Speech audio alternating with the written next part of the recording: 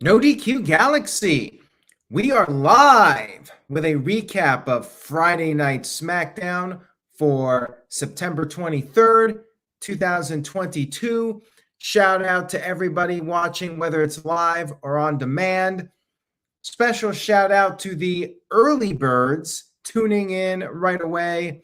Chris Bove, Daniel, Brian Mitchell Productions, D. Martin Fifth, TMC, Dave, Will, Matt Helms. I very much appreciate you all tuning in early. Much love to the early birds. Now, let's get started with this SmackDown recap. We had the entire Bloodline, including Roman Reigns, the unified champion, Paul Heyman, Solo Sikoa, the Usos, and Sami Zayn, the honorary Us. Paul Heyman got on the mic, said that Solo Sikoa was sent by the elders of the Samoan dynasty. And Heyman said that Sikoa is an enforcer to ensure that Reigns does not lose his throne as the head of the table, the tribal chief. And now the Usos can concentrate in their pursuit of immortality. Reigns then grabbed the mic, said that Solo has to answer to him now, told Solo to acknowledge him. Solo said he does acknowledge his tribal chief. Then Sami Zayn cut the music. Zayn wanted to show his gratitude and publicly acknowledge the tribal chief. Crowd was chanting for Sami. And then Reigns started to act like he wasn't happy. He said that he likes Sami, but he wanted to know why Sami was talking. Why is Sami wearing the Bloodline shirt? Reigns then ordered Zayn to take off the shirt.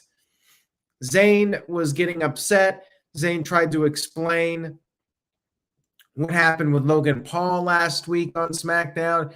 Reigns said he's not going to repeat himself. He once again ordered Zayn to take off the shirt. Then Jey Uso ripped off Sami Zayn's shirt. Jey Uso, not a big fan of Sami Zayn. Reigns said he does not want to see Zayn in that shirt ever again, because Reigns has a new shirt for Sami Zayn. It was a swerve. Reigns had a brand new shirt, honorary Us t-shirt for Sami Zayn. Sami was so happy, said he acknowledges Roman Reigns, gave him a big hug. So all is right in the world with the Bloodline and Sami Zayn, at least for now. David Estevez sent in a $2 super chat. Thank you for that, David. Says, Sami is one of the best things on every Friday. He's great. And I love this little swerve that they did. It was fantastic. Like, they were teasing you.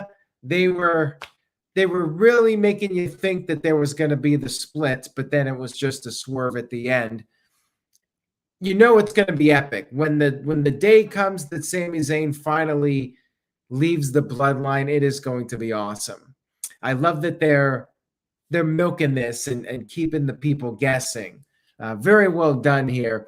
Pulling the emotional strings is what they're doing.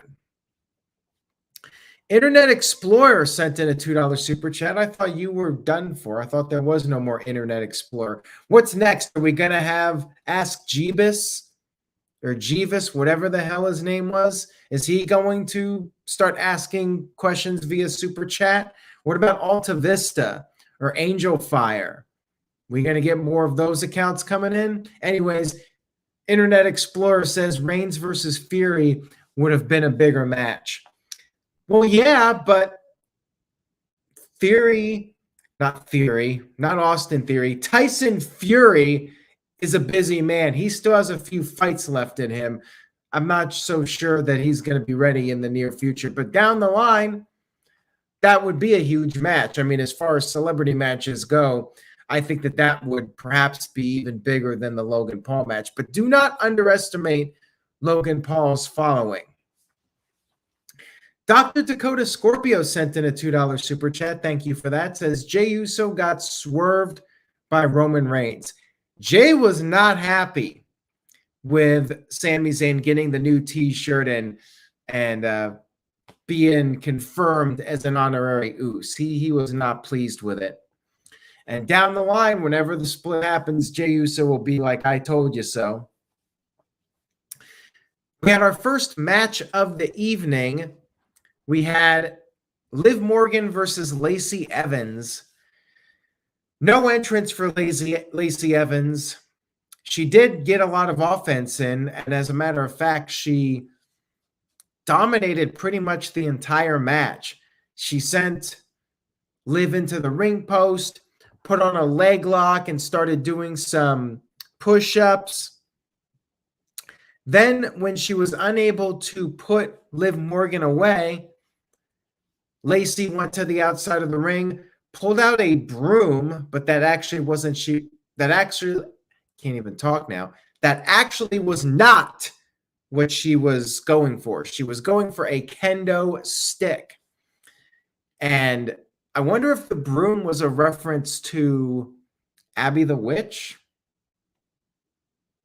Very random that she would pull out a broom. I feel like there was some sort of inside reference with that. Maybe Kenny Omega is coming to WWE. It was a little reference to the cleaner. I don't know. But anyways, Lacey Evans got a kendo stick. She was going to get herself disqualified. She tried to use it, but she missed. Liv hit the code breaker and the Oblivion to pick up the 1-2-3 victory. No surprise here. And then after the match, Liv grabbed the kendo stick and hesitated like she was going to not go down that route, but then she said, screw it. She beat the crap out of Lacey Evans with the kendo stick. She pulled a table from under the ring, placed Lacey Evans on it, and then hit a big senton off the top. Like, she got some serious airtime. Big senton off the top to the outside through the table on Lacey Evans. This was very well done. Like, as far as putting Liv Morgan over as somebody that can go to the next level, somebody that can take it to the extreme. I liked it. Good stuff here. We had Hit Row backstage with the Street Profits, and they were just throwing a big party. Shinsuke Nakamura made a little cameo, just in case you were wondering what's up with him, what he's been up to. We then had Sami Zayn backstage. He was confronted by Ricochet and Madcap Moss. They were insulting Sami Zayn, making fun of him for his head being up Roman Reigns' ass. And then all of a sudden, Solo Sikoa attacked them, laid them out. We then had a video package for the Usos, hyping them up as tag team champions. Next week's show, Sami Zayn will team up with Solo to go against Ricochet and Moss. And in 2 weeks, we are going to get a rematch from Cardiff, Clash at the Castle. Gunther will once again defend the Intercontinental title against Sheamus. Banger after banger. That is going to be a hell of a match. Next up on SmackDown, we had the New Day versus the Maximum Male Models. Like the other match, no entrance for the Models. And like the other match, they got in a lot of offense. Maxine Dupree was taking pictures, but then the Models started, modeling. And that's when Xavier, with the backwoods, the small package, got the pinfall victory. Like, New Day practically got no offense in this match, but they did win. And then afterwards, Max Dupree was very unhappy. He threw off his jacket and stormed off. Another tease. Maybe he's going to go back to a certain persona that he used to have. I guess time will tell on that one. the focus was really more on them than New Day. They were just two guys out there for a few minutes. More people were at Hit Row's party. Angel Garza and Umberto wanted to be part of it, but they were basically told to get lost. Then we had Braun Strowman versus Otis. Beefy match. Two big guys. And there's really only the height difference, but in other categories, they are very similar. There was a tail of the tape. Officials had to reinforce the ring, which I thought was a nice little gimmick that they did. Strowman tossed Otis around, drop kicked him out of the ring, was going to do the Strowman Express, but Chad Gable distracted Strowman. Otis then gained the upper hand for a while. Gable was yelling out instructions. Strowman started to make a comeback. He bum rushed both guys on the outside of the ring. But then when Strowman was trying to get back in, Gable grabbed his foot. Strowman threw Gable over the barricade. And then once Strowman was back in the ring, Otis hit the world's strongest slam. However, Strowman kicked out. Pretty decisive kick out. And then Otis hit the Vader bomb. Once again, Strowman kicked out. Strowman recovered. Strowman then picked up the victory with the power bomb. And Brian Mitchell, Eric of the Viking Raiders, is injured. So they're out for the time being. We had the Brawling Brutes and Sheamus with a promo backstage, hyping up the tag team title main event, as well as Sheamus's match with Gunther in 2 weeks. Then we had Drew McIntyre come into the ring for a promo, said that karrion Kross plays games, will not face him like a man. So Drew McIntyre went to the top, and it was announced that at Extreme Rules, it will be karrion Kross versus Drew McIntyre in a strap match. So Kross has no place to hide. All of a sudden, Scarlett showed up.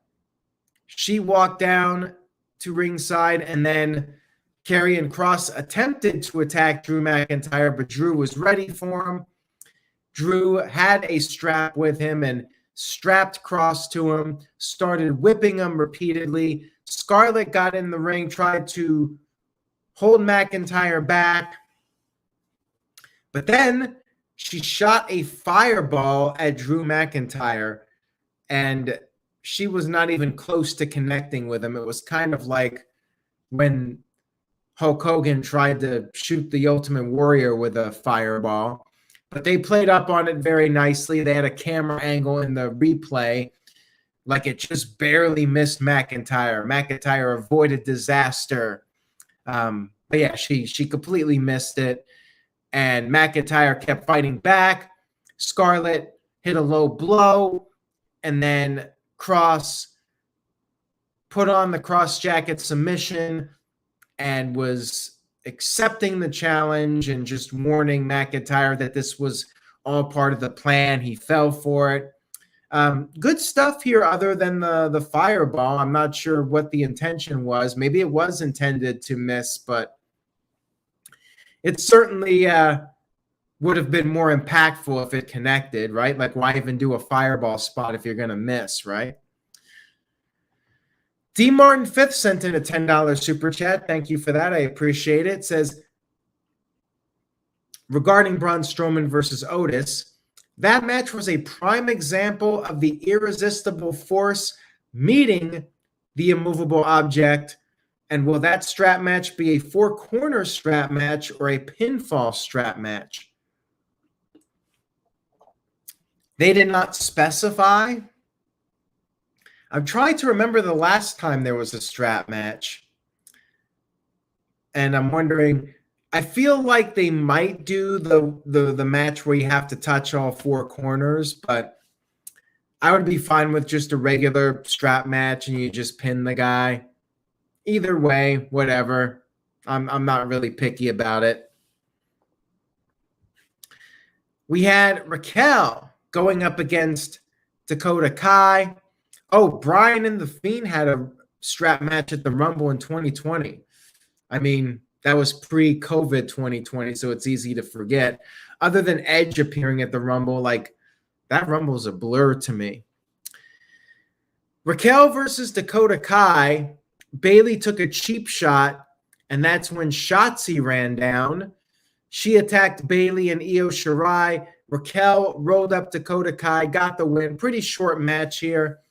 And then the brawl continued afterwards. Not a whole lot to say about it. They were kind of in the AEW women's time spot, then the 9:15 to 9:30 period, and really just a little segment for them to keep their storyline going. Backstage, Angel Garza and Humberto started brawling with people from the Hit Row fight. Top Dollar was not amused, and I presume we'll see a match with those guys next week or in 2 weeks. Then we had our main event of the evening. Brawling Brutes versus the Usos. And as Michael Wayne said, at least there were 2 women's matches on the show, so I guess that does make it better. Brawling Brutes versus Usos. Sami Zayn and Solo Sikoa were out there. Butch was taking it right to Jey Uso right off the bat, but then he took a really nasty fall to the outside of the ring. Thankfully, he was not hurt, to my knowledge.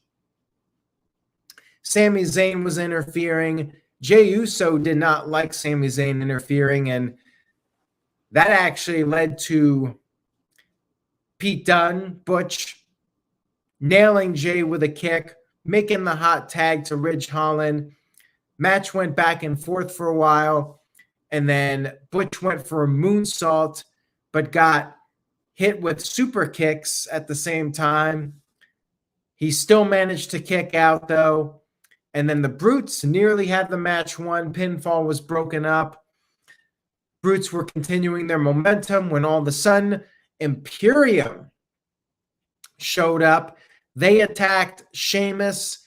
Gunther hit him with a big boot, and that allowed the Usos to regain the upper hand. They took out the Brutes with some super kicks, and then they pinned Butch with the 1D, one and done. Still your unified tag team champions, the Usos, and they celebrated as SmackDown went off the air. Good show. I enjoyed it. Nice build up for Extreme Rules. Solid B. I liked most of the show, and not a whole lot to complain about. Not a top tier SmackDown, but very solid, very entertaining 2-hour show. And that's all I got for SmackDown, everybody. I hope you enjoyed the recap. If you did, please give this video a thumbs up. It's very helpful.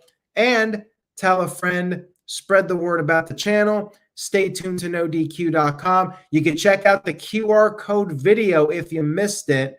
They had a QR code, another White Rabbit tease. That is on NoDQ.com. You can check that out and find out what's next as far as the White Rabbit goes.